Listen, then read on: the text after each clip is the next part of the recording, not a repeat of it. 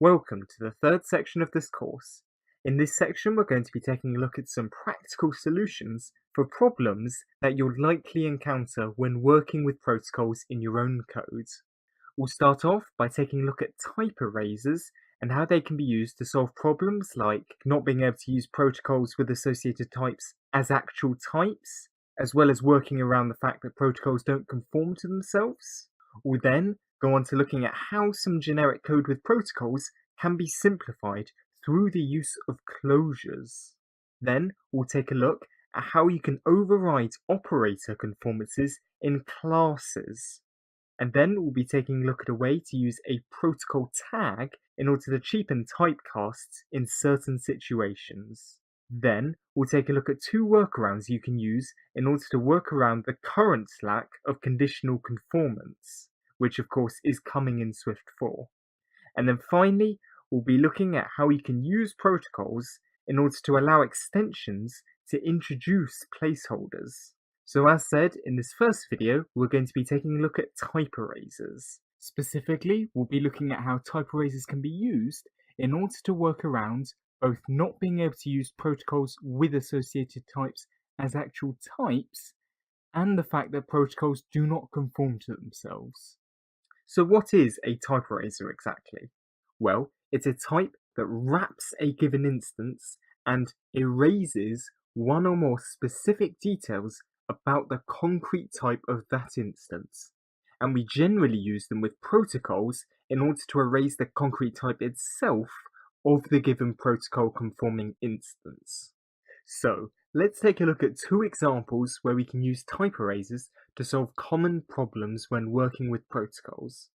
The first problem is the inability to use protocols with associated types or self-requirements in parameter positions as actual types. For example, let's say we have an array here and we also have a countable closed range. Both of these types conform to sequence. Now let's consider how we would express a variable of type any sequence. Well, if we try and make one, we'll get an error, because the protocol sequence can only be used as a generic constraint because it has self or associated type requirements. Okay, well we see the problem here is that the compiler doesn't know what the element type of the sequence should be. However, trying to tell it that won't work at all. Trying to say, for example, it's a sequence where the iterator.element is an int also doesn't work.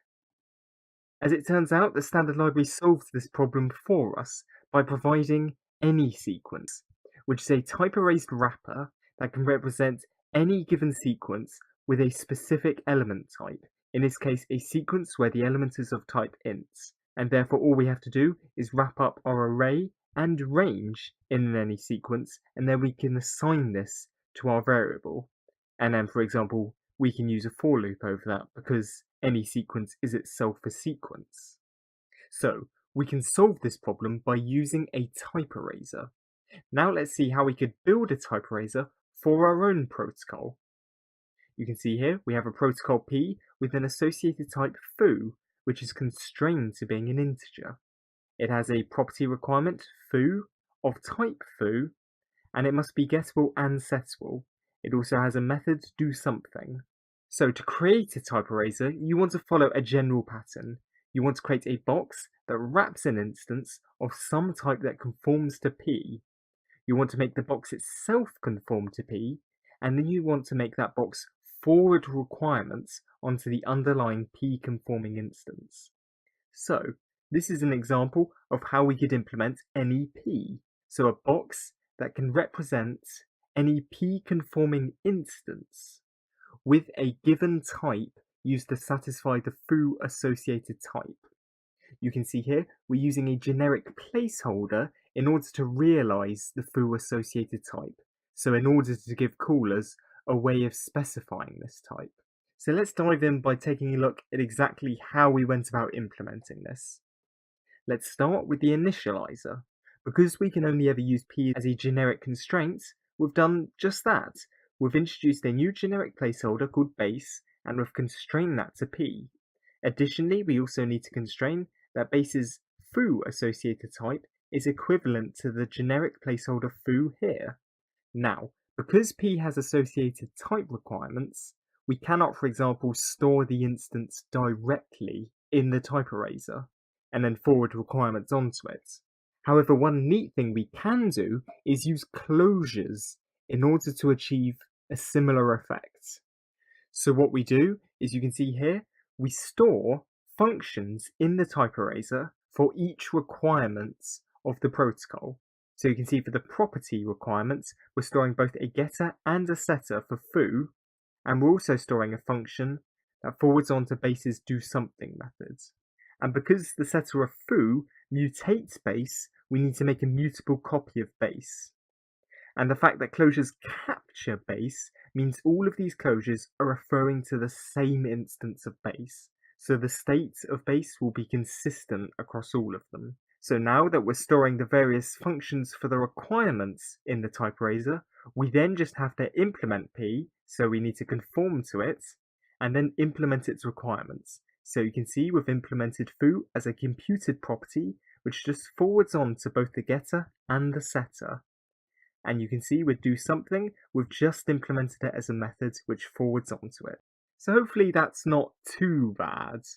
I mean, really, this is just a workaround for the fact that we cannot currently talk in terms of protocols with associated type requirements. Really, there's no reason why we shouldn't be able to do that, regardless if we're not telling the compiler about any concrete types that satisfy the associated type, because for associated types in return positions, the compiler can just generalize to any, and for associated types in parameter positions, the compiler can just not let us use those. So really, this type eraser is a bit of a workaround, and hopefully a future version of the language will support using protocols with associated types as actual types, so we don't actually have to build this ourselves. But you can see, now we've built the type eraser with, for example, a structure S that conforms to P, we can now have a variable of type NEP, and we can then wrap that S instance in an NEP wrapper, and you can see then calling doSomething, that prints a value of 5, because you can see S's implementation of doSomething just prints out the value of foo, and foo is 5. We can then increment foo, and doSomething prints out 6. Now just a quick note on how we used the closures earlier.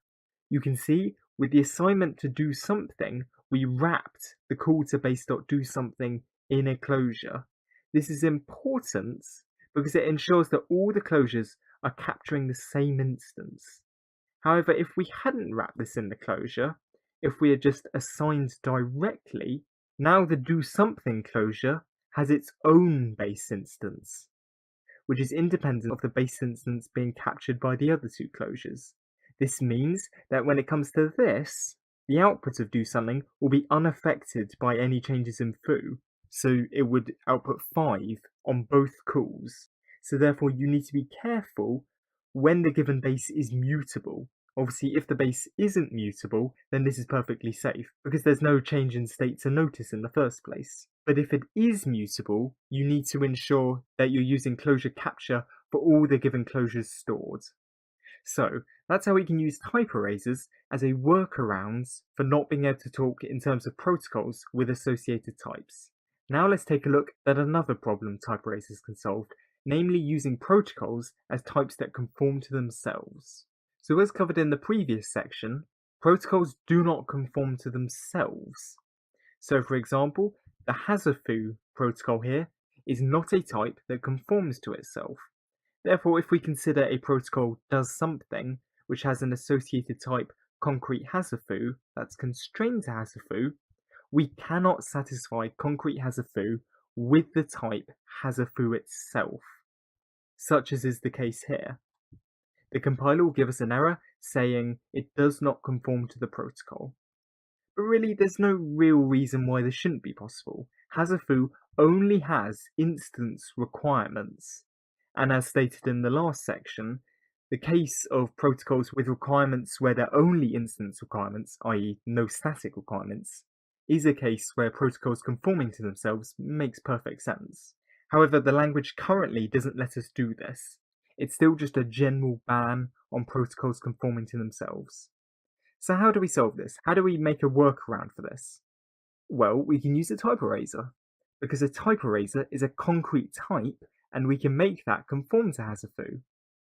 And because in this case Hazafu has no associated type requirements, we can simplify the implementation significantly. We just have to store the base directly, and then we just implement the requirements of Hazafu to simply forward on to the stored instance. And you can then see we can create a struct called does something with any foo, and we can now satisfy the associated type requirements with our type erased wrapper. Then all we have to do, for example here, upon returning it, is just wrap it up in the type eraser. So just to summarize here, because we couldn't use hasFoo as a type that conforms to itself, we made a concrete wrapper for hasFoo that then forwarded the requirements onto an underlying arbitrary hasFoo instance. And then we use this to satisfy an associated type. Now it's just worth considering here why protocols with static requirements cannot conform to themselves. If hasFoo had a static requirement, we would have had to have implemented it in the type eraser. But what should have it been implemented as? We don't have a base type to work off. There's no sensible way we could implement that, which should clearly illustrate why we cannot allow protocols with static requirements to conform to themselves. So, to recap, type erasers allow you to erase specific details about the concrete type of the underlying instance. Usually, protocols do this for you, but type erasers still need to be built for cases that Swift cannot handle yet. Hopefully, in future versions of the language, there'll be a lot less cases where you actually need to build your own type eraser. The language should provide the features in order to do this for you. That's all for this video.